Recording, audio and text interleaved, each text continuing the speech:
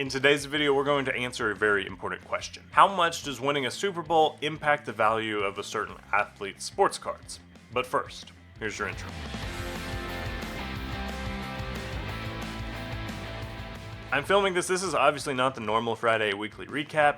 That's largely because I'm not going to be around Friday of this week. I'm actually filming this the Friday before the wild card weekend. So if I talk about an athlete who was like surprisingly eliminated during the first round of the NFL playoffs, please try to disregard that and just know time was not on my side. And I'm going to try to make this video as evergreen as possible. Note number two is that I've seen on Facebook way too much lately. It seems like people are saying, hey, buy this Josh Allen card, buy this Lamar Jackson card, Saquon Barkley, all these people.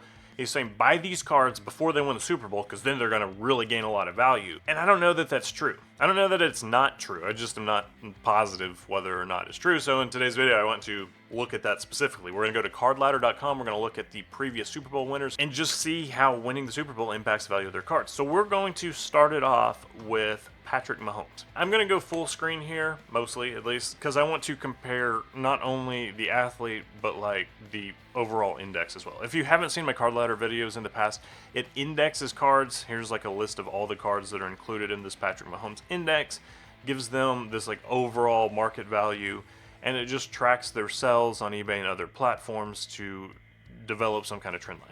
Phenomenal software. It's like $10 a month or something, so 1,000% you should subscribe.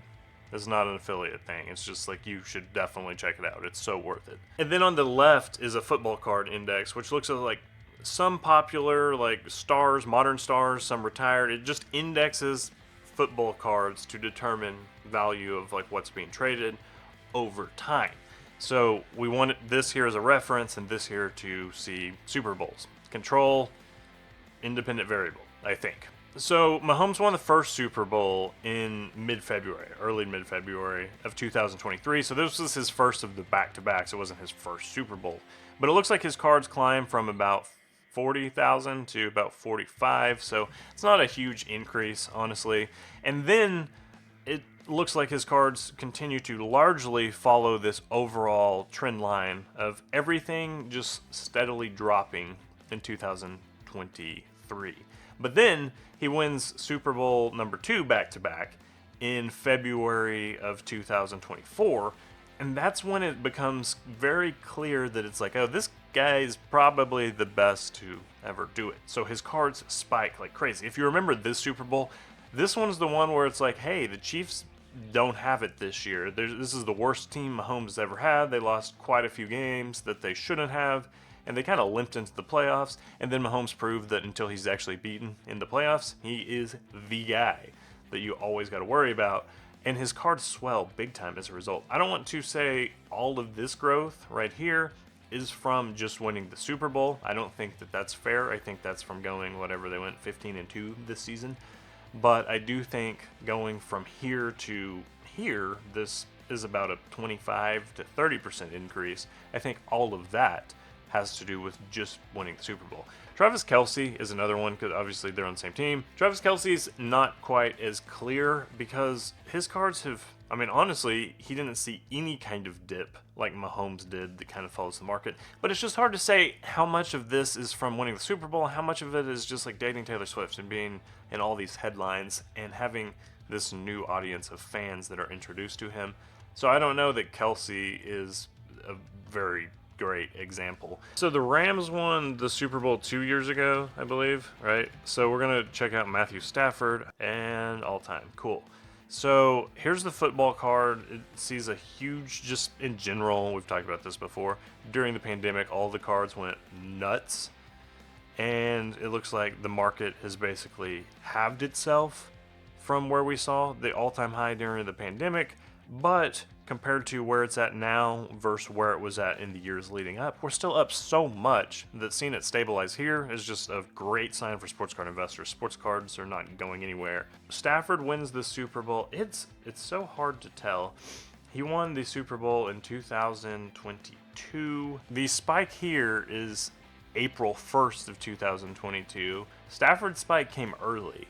So winning the Super Bowl might have actually caused his cards to hit an all-time high. He just happened to be doing so when sports cards as a whole were at an all-time high. So Whether that's good or not for him, I don't know. The previous year, 2021, is going to be Tampa Bay. This is the Tom Brady year, one of many Tom Brady years. But we can see I don't see any like clearly defined spikes. Did he win? Let's look. 2017. Just looking here, it looks like 2017. He won this one. He won 2017. This was the huge comeback. This is when he became the GOAT, when he was down whatever 27-3 against Atlanta, I think. And then it looks like he won again in 2019. So we see some pretty steady growth from 17. His cards are about 8,000 through 18, 21. So then by the time we get to 19 and he wins, his cards have basically doubled in value. So it's hard to say that it's from one Super Bowl, but winning two in that 3-year span really helps. And then again, he wins the next one in 2021, which certainly going out on top doesn't hurt his legacy, but you just can't really draw any super meaningful takeaways just because the sports card spike is right here. So I guess the meaningful takeaways here, if you win a lot of Super Bowls over a span like Brady and Mahomes did, it certainly impacts value. We're seeing growth from anywhere from like 100%, it doubling, to at least 30% like we've seen with Mahomes.